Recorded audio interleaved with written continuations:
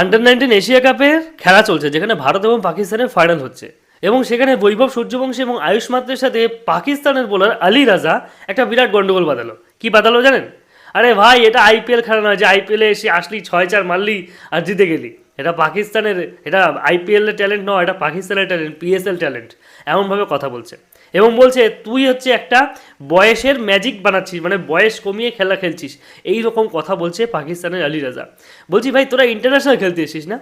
যেমনটা ওই পাড়ার গলিতে মানে কুত্তারা চিল্লায়, ঠিক তেমন রকমভাবে কথা বলছে। হ্যাঁ, আমার ভিডিও তো অনেকেই কমেন্ট করে যারা পাকিস্তানের সাপোর্টার, তারা পাকিস্তানের বৈভব সূর্যবংশীকে নিয়ে কিছু লিখলে, বৈভব সূর্যবংশী ভালো ব্যাটিং কথা নিয়ে প্রশংসা করলে বা কোনো রকম কথা বললে, হ্যাঁ ওই ব্যাটার মানে বয়স কমিয়ে নিয়েছে, 14 বছর বয়স নয়, ও 16 বছর বয়স, 20 বছর বয়স, 22 বছর বয়স, এরকম করে নানা রকম কমেন্ট করে। ঠিক তেমনটাই পাকিস্তানে ইন্টারন্যাশনাল খেলা খেলতে এসছে।